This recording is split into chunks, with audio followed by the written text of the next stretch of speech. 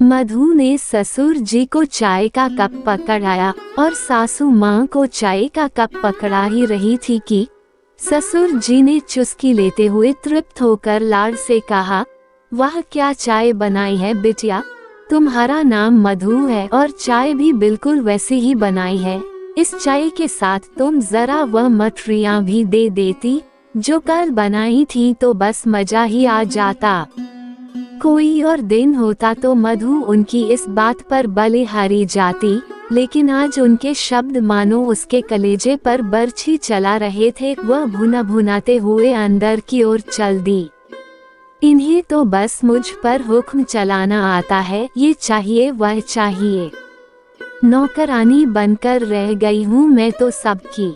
उसकी आंखों के सामने कल की वह घटना तैर गई जब उसकी सहेली सुनीता उससे मिलने आई थी। सुनीता अपने पति से अलग हो चुकी थी और यहीं किसी कंपनी में काम कर रही थी। अब चूंकि चाय नाश्ते का समय था तो मधु ने सबके लिए अच्छा सा नाश्ता और फिर चाय बनाई थी। उसने दौड़ दौड़ कर सबको बहुत प्यार से सबको नाश्ता कराया, फिर किचन समेटा और आकर बैठी अपने चाय का कप लेकर सुनीता के पास। और बता सुनीता, क्या चल रहा है? सुनीता ने इधर उधर देखकर फुसफुसाते हुए कहा, मेरा तो जो चल रहा है वो चल रहा है, तू बता कि तेरा क्या चल रहा है और यह सब क्या हो रहा है? मधु के चेहरे पर उलझन के भाव तैर गए। मैं कुछ समझी नहीं सुनीता, तू कहना क्या चाहती है? अरे मैं यही कहना चाहती हूँ कि तुझे क्या जरूरत आ पड़ी है पूरे घर की नौकरानी बनने की? सुनीता ने एक एक शब्द पर जोर देते हुए कहा, ये तो कैसी बातें कर रही है सुनीता, मैं भला नौकरानी क्यों रहूंगी? ये तो मेरा परिवार है। सुमित के जैसा इतना प्यार करने वाला पति मिला है और मम्मी जी पापा जी मुझे कितना प्यार करते हैं, हमेशा घर की लक्ष्मी मानते हैं, तो मैं भी इन सब को इतना ही प्यार देती हूँ। अरे पागल है तू, सुनीता फिर फुसफुसाए, ये सब बस तुझे गृह लक्ष्मी कहकर बेवकूफ बना रहे हैं। तेरी अहमियत एक नौकरानी से ज्यादा नहीं है इस घर में। सोच कर देख, सुबह से शाम तक लगी रहती है, सबका ख्याल रखने में तेरी अपनी कोई जिंदगी है या नहीं? सब प्यार की आड़ में अपना उल्लू सीधा कर रहे हैं। मैं तो कहती हूँ अभी भी संभल जा और इन सब को अपनी औकात बता दे। तू एक पढ़ी लिखी लड़की है, किसी की नौकरानी नहीं जो घर भर का ख्याल रखती रहे। तू भी घूम फिर, शॉपिंग कर, सहेलियों के साथ क्वालिटी टाइम स्पेंड कर। मुझे देख शान से अकेली रहती हूँ, इन सब झंझटों से दूर, अपनी जिंदगी अपने हिसाब से जीती हूँ। मेरे तौर तरीके मेरे पति को पसंद नहीं थे तो भाई मैंने तो उसे भी टाटा बाय बाय कर दिया। इसलिए तुझे भी समझा रही हूँ, इन सब के झूठे प्यार के झांसे में आकर अपनी जिंदगी मत बर्बाद कर।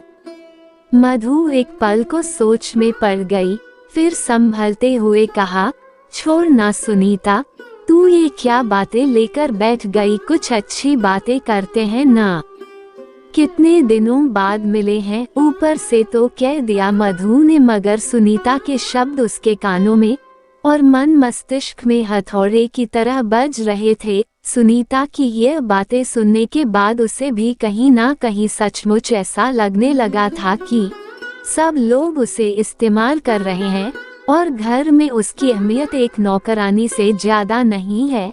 आज नहीं मधु, आज अब घर जाने दे, मुझे जरा ब्यूटी पार्लर भी होते हुए घर जाना है। तेरी तरह बालों का जुड़ा बांध कर सबका नाश्ता तो नहीं बनाती हूँ ना मैं। वो कटाक्ष करती हुई हंसकर अपना पस उठाकर चल दी। दरवाजे तक पहुंचकर वो पीछे मुड़ी और मधु से कहा, मधु तू मेरी बहुत प्यारी सहेली है इसलिए तुझे ये सब कहा, मेरी बात पर सोचना जरूर। तभी फिर ससुर जी की आवाज से उसकी तंद्रा भंग हुई। अरे मधु बेटा, अब तो चाय खत्म हो जाएगी। मठरी कहाँ रह गई मेरी? ढेर सारी कड़वाहट जैसे घुल गई मधु के मुंह में। उसने तीक्ष्ण स्वर में कहा, पापा जी अभी मुझे बहुत काम है, आज बिना मठरी के ही चाय पी लीजिए, अगली बार मठरी दे दूंगी। उसके इस अप्रत्याशित उत्तर पर चौंक गए ससुर जी, लेकिन कहा कुछ नहीं।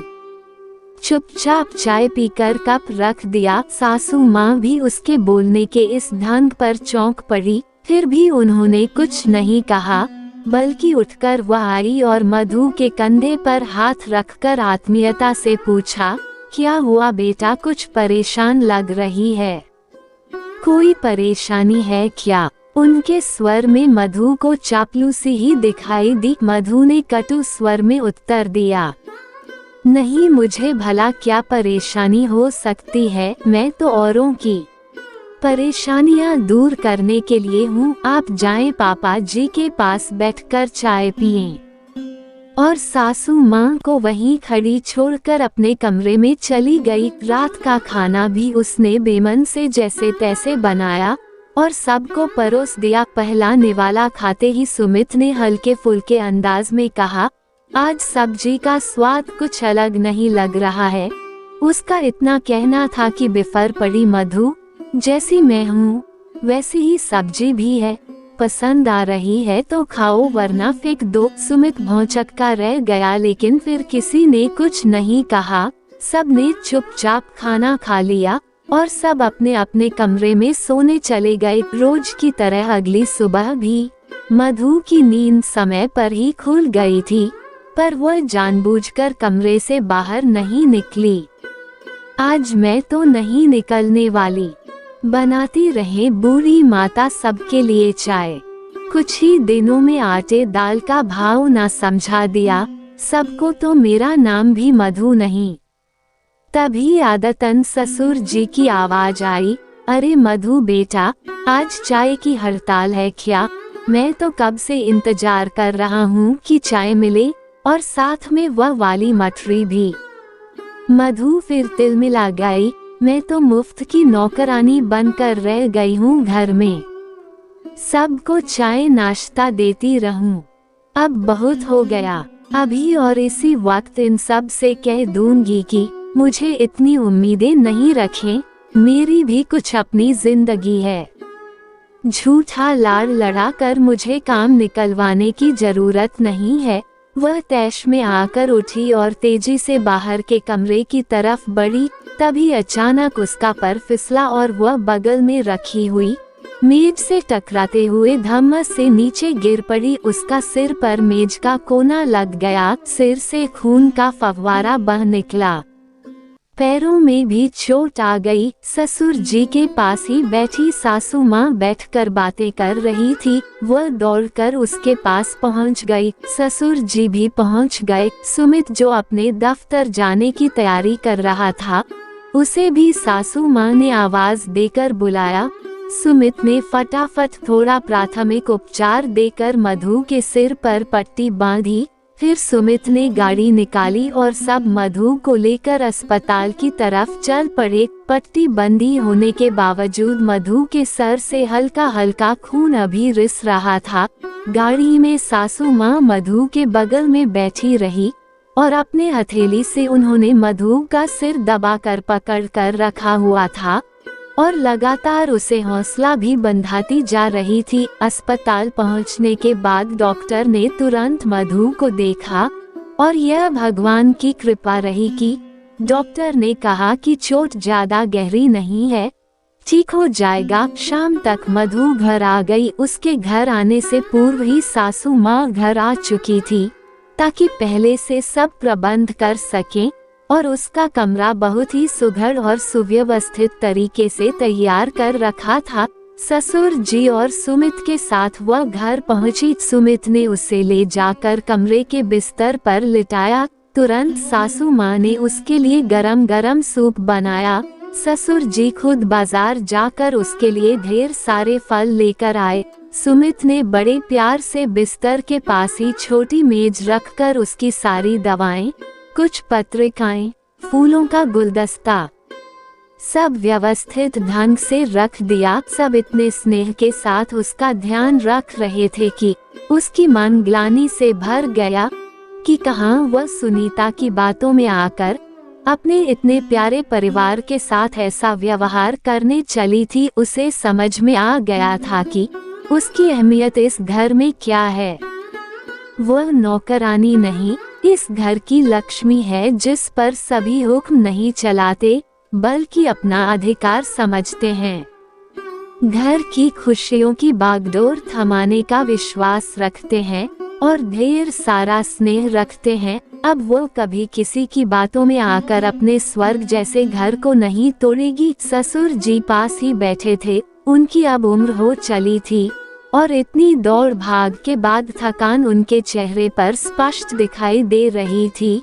फिर भी वह बड़े मनोयोग से प्लेट में उसके लिए सेब काट रहे थे। ढेर सारा प्यार उमड़ आया उनके ऊपर मधु के मन में। तभी सासू माँ ने कहा, चलो भगवान की कृपा से अब सब कुछ संभल गया है, सब कुछ ठीक हो रहा है, तो अब मन थोड़ा शांत हुआ। अब मैं थोड़ी देर में सबके लिए चाय बनाती हूँ। ससुर जी बच्चे की तरह खुश हो गए। ये सही कहा श्रीमती जी, चाय की बड़ी तलब महसूस हो रही है। तभी लाड़ से मुस्कुरा कर मधु ने कहा, जी मम्मी जी, और जो मठरियाँ बनाकर मैंने पापा जी के लिए डब्बे में रखी है वो पापा जी को खिलाना मत भूलिएगा। ये तो है ही चटोरे, सासू माँ ने चुहल करते हुए कहा तो सब हंस पड़े। तभी सुनीता का फोन आ गया। मधु ने होठों को भींचते हुए फोन उठाया। उधर से सुनीता की आवाज आई, अरे यार कैसी है तू? मैं तुझे फोन करने वाली थी लेकिन पैर में मोच आ गई तो 2 दिनों से दर्द से हाल बेहाल है और घर में तो कोई है भी नहीं कि ध्यान रखे मेरा। तू बता क्या हाल है? तेरे ससुराल वालों की अकल कुछ ठिकाने लगी या नहीं? क्रोध और वितृष्णा से भर गई मधु, पर उसने अपने स्वर को संयत रखने का प्रयत्न करते हुए कहा, सब ठीक है सुनीता और बहुत खुश हूँ मैं। मुझे भी चोट लग गई थी लेकिन मैं तेरी तरह अकेली तो हूँ नहीं। मेरे साथ मेरा पूरा परिवार है जो मेरा बहुत ध्यान रख रहा है और अब मैंने भी सोच लिया है कि नकारात्मकता से खुद को जरा दूर ही रखूंगी। चलो मैं फोन रखती हूँ। मेरी प्यारी सी माँ मेरे लिए चाय लेकर आती ही होंगी। वैसे कुछ जरूरत हो तो बताना। मेरे परिवार में सब इतने अच्छे हैं और तुम मेरी सहेली हो तो तुम्हारी मदद से भी कोई नहीं हिचकिचाएगा। Take care, bye.